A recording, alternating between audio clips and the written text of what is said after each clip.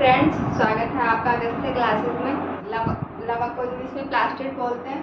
ये 3 टाइप के होते हैं, हरित लवक, अवर्णी लवक और वर्णी लवक। ये कल मैंने बता दिया था। जो वर्णी लवक होते हैं वो उसमें कुछ मेन लवक है जो कलर देते हैं, वो इसमें मेन लिखा है, मैंने ये पढ़े थे एक बार। फिर टमाटर होता है। टमाटर शुरू में हरा रहता है तो हरा वो हरित लवक के कारण होता है, लेकिन बाद में वो लाल हो जाता है। लाल लाइकोपीन के कारण होता है। लाइकोपीन वर्णक होता है उसमें, उसके कारण वो लाल हो जाता है बाद में। ज़ैंथोफिल वर्णक पीला रंग देता है। फलों या फूलों में पीला रंग जो होता है वो ज़ैंथोफिल वर्णक के कारण। कैरोटीन वर्णक ये नारंगी रंग देता है। जैसे गाजर होती है नारंगी कलर की, वो कलर कैरोटीन वर्णक के कारण होता है। एंथ्रोसाइलिन जो अम्ल होते हैं उनमें लाल रंग देगा और जो क्षार होंगे उनमें बैंगनी। बीटानून जो चुकंदर होती है उसमें जो गुलाबी कलर आता है वो बीटानून के कारण होता है। अब ये कलर है, अब ये वर्णक के कार्य है। जो वर्णी लवक है उनके कार्य, वो क्या कार्य करते हैं, मतलब किस काम आते हैं। तो कीटों को परागण के लिए आकर्षित करते हैं। जो छोटे छोटे कीट होते हैं वो उनको आकर्षित करते हैं। जैसे फूल होते हैं उन पे आके बैठेंगे, फूलों के कलर होते हैं, अलग अलग टाइप के कलर होते हैं जो उन पे आके बैठते हैं। फिर एक फूल से वो दूसरे फूल पे जाते हैं तो उनका जो जेनेटिक मटेरियल है उन पे लग जाता है, वो फिर दूसरे फूल पे लग जाता है। तो परागण के लिए आकर्षित करना, कीटों को परागण के लिए आकर्षित करना। विभिन्न प्राणियों को प्रकीर्णन के लिए आकर्षित करना। जो जैसे चिड़िया होती है, पक्षी होते हैं छोटे छोटे, वो कोई फ्रूट खाते हैं, उसको फिर जैसे कहीं किसी पेड़ से तोड़ के कहीं दूसरे पेड़ पे जाके बैठ के खाया, तो उसका बीज एक जगह से दूसरी जगह चला गया, मतलब उसका प्रकीर्णन हो गया। तो विभिन्न प्राणियों को प्रकीर्णन के लिए आकर्षित करना। जो कलर होते हैं वो प्रकीर्णन के लिए भी आकर्षित करते हैं। प्रकाश ऊर्जा को अवशोषित करने के लिए शैवाल में बैक्टीरिया में भी वर्णक पाए जाते हैं।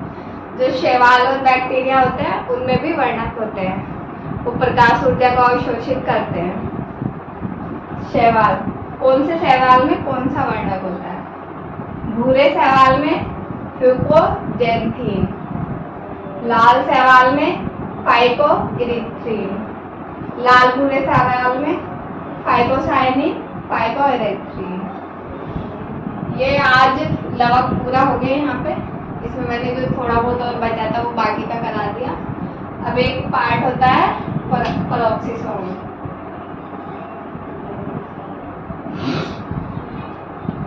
पेरोक्सीसोम, इसकी खोज रोडिन ने की और इसको नाम दिया डी डुबे ने लाइसोसोम की खोज भी की थी।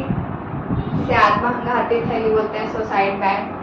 कोशिका में फट जाता है तो वो पूरी कोशिका को गला देता है। तो यहाँ पे डी डुबे याद रखें। यह एकल झिल्ली युक्त, मतलब इस पे सिंगल मेम्ब्रेन होती है, एकल झिल्ली युक्त कोशिकाएं हैं। यह यूकेरियोटिक कोशिकाओं में पाए जाते हैं। जो बड़े जीव होते हैं जैसे ह्यूमन, पेड़ पौधे, बर्ड्स, एनिमल्स वगैरह, उनमें यूकेरियोटिक कोशिका होती है तो उनमें ही ये पाया जाता है। प्रोकैरियोटिक कोशिका शैवाल, बैक्टीरिया वगैरह में, इनमें प्रोकैरियोटिक होती है तो उनमें ये नहीं पाया जाता। इसे सूक्ष्मकाय या माइक्रोबॉडी भी बोलते हैं। यह प्रकाशीय श्वसन के लिए उत्तरदायी है। प्रकाशीय श्वसन जो लाइट की उपस्थिति में होता है, जब सूर्य निकलता है उसकी उपस्थिति में जो होगा उसे प्रकाशीय श्वसन कहेंगे। यह प्रकाशीय श्वसन के लिए भी उत्तरदायी है। तो ये हो गया।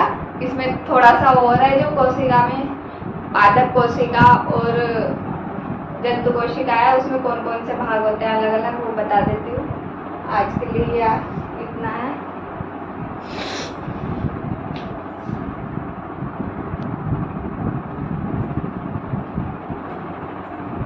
अब हम देख लेते हैं कि कौन सी कोशिका में कौन सा कोशिकांग पाया जाता है।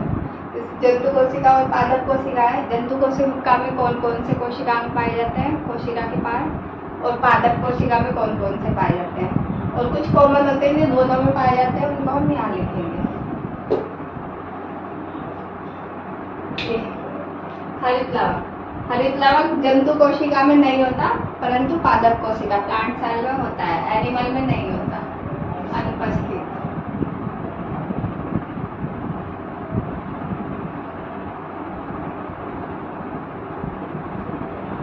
प्लांट सेल में उपस्थित।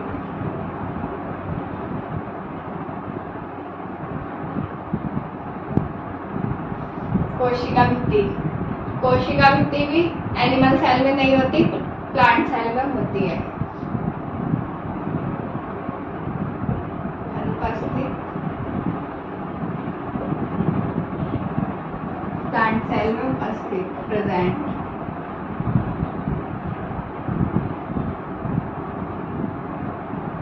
रिक्तिका, जो एनिमल सेल होती है उसमें रिक्तिका छोटी होती है और प्लांट सेल में बड़ी होती है।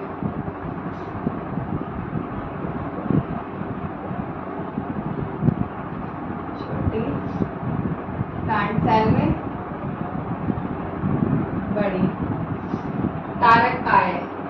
सेंट्रोसोम, सेंट्रोसोम कोशिका में विभाजन में हेल्प करता है। तो एनिमल सेल में कोशिका विभाजन होता है, प्लांट सेल में नहीं होता, तो इसमें कारक काय उपस्थित।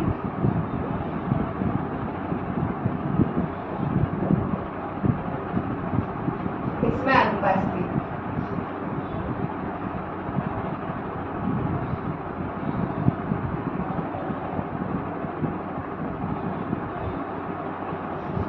गोल्जी काय, गोल्जी काय ऊर्जा के परिवहन का काम करता है। तो इसमें ये जंतु कोशिका में ज्यादा विकसित होता है, प्लांट कोशिका में कम विकसित होता है।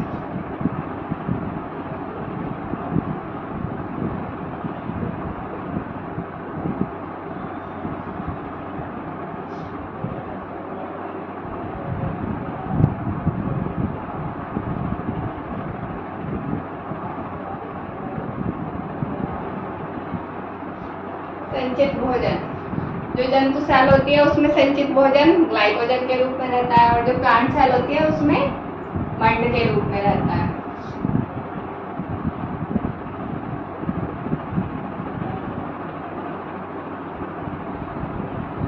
ग्लाइकोजन के रूप में, मतलब जो फूड स्टोर होता है वो ग्लाइकोजन के रूप में होता है, और इसमें मंड के रूप में। प्लांट सेल में मंड के रूप में। लाइसोसोम, लाइसोसोम कोशिका में अगर कोई कोशिका खराब हो जाती है तो उसको गलाने का काम करते हैं, जो एनिमल सेल में प्रेजेंट होते हैं परंतु प्लांट सेल में नहीं होते हैं। इसमें उपस्थित।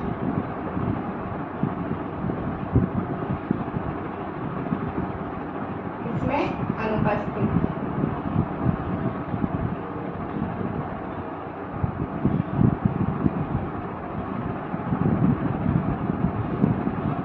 पौधों में देखा गया हमने कई बार, कहीं निशान हो जाता है वो परमानेंट रहता है, और ह्यूमन में कहीं चोट लग जाती है, जैसे कहीं की सेल डैमेज होती है तो वहाँ पे काला काला निशान हो जाता है, पर वो थोड़े दिन बाद सही हो जाता है। पर प्लांट में अगर कहीं निशान हो गया तो वो हमेशा के लिए ही रहता है। अब ये तो थे जो अलग अलग पार्ट थे, इसमें थे और उसमें नहीं थे। अब हम कॉमन वाले देख लेते हैं, कॉमन कौन कौन से होते हैं। कोशिका कला, सेल मेम्ब्रेन दोनों में होती है।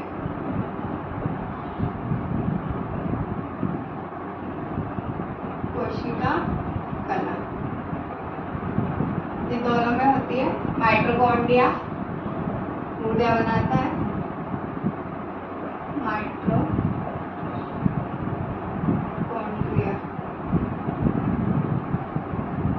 ये भी दोनों। माइटोकॉन्ड्रिया ऊर्जा बनाने का काम करता है, और इसको परिवहन करने का काम कौन करेगा? गोल्जी काय।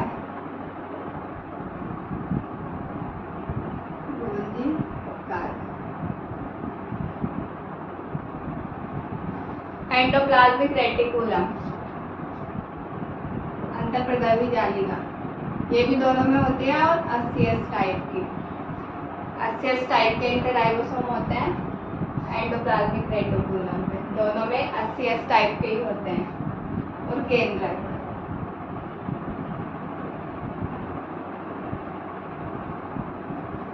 केंद्रक भी दोनों में होते हैं, बस इसमें यह है कि रिक्तिका, इसमें छोटी रिक्तिका होती है तो इसमें केंद्रक बीच में होता है। जैसे इसकी ये सेल है तो इसका केंद्रक बिल्कुल बीच में होगा। इसमें रिक्तिका बड़ी होती है तो इसका केंद्रक साइड में हो जाता है। रिक्तिका इस तरह से इसमें बहुत बड़ी होती है तो इसमें केंद्रक साइड में होता है। आज हमारी सेल पूरी हो गई। इसमें अब विभाजन पढ़ेंगे बाद में। इसके पार्ट सारे कंप्लीट हो गए। एक बार इसका दोबारा रिवीजन कर लेते हैं। कोशिकांग, एनिमल सेल, प्लांट सेल और जो कॉमन अंग है इसमें हरित लवक, क्लोरोप्लास्ट, इसमें अनुपस्थित। जो एनिमल सेल रहती है उनमें कोई हरित लवक का कोई काम नहीं होता, इसलिए इसमें होती नहीं।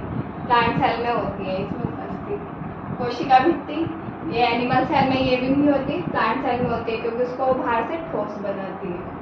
रिक्तिका, रिक्तिका एनिमल सेल में छोटी होती है और प्लांट सेल में बड़ी होती है, इससे केंद्रक खिसक जाता है उसका साइड में। तारक कार्य, ये सेंट्रोसोम कोशिका विभाजन का कार्य करता है। जो एनिमल सेल होती है उसमें कोशिका विभाजन होता है, इसलिए इसमें उपस्थित होती है। प्लांट सेल में कोशिका विभाजन नहीं होता, इसलिए इसमें अनुपस्थित। गोल्जिकाय, गोल्जिकाय इसमें विकसित होता है, इसमें कम विकसित होता है क्योंकि उसमें ऊर्जा परिवहन का काम नहीं है। प्लांट सेल में उसमें संचित भोजन, इसमें ग्लाइकोजन के रूप में होता है, इसमें मंड के रूप में होता है। लाइसोसोम, इसमें उपस्थित होते हैं, इसमें अनुपस्थित होते हैं। इसमें क्योंकि कोशिकाएं जो मर जाती हैं वो वहीं रहती हैं, मरी हुई भी वहीं रहती है, लेकिन इसमें लाइसोसोम फट के उसको गला देता है। जो कॉमन पार्ट है कोशिका कला दोनों में होती है। माइटोकॉन्ड्रिया ऊर्जा बनाती है, ये दोनों में होते हैं। गोल्जी ऊर्जा परिवहन का काम करता है, ये दोनों में होता है। एंडोप्लाज्मिक रेटिकुलम, इस पे राइबोसोम होते हैं 70 से 80 टाइप के। परंतु एनिमल सेल और प्लांट सेल दोनों में 80 टाइप के राइबोसोम होते हैं। केंद्रक, केंद्रक भी दोनों में होता है जो कोशिका का ब्रेन होता है। आज कोशिका के पार्ट पूरे हो गए, अब हम इसका आगे विभाजन पढ़ेंगे। आज के लिए इतना ही। अगर वीडियो अच्छी लगी हो तो शेयर करें, लाइक करें, कमेंट करें। Thank you.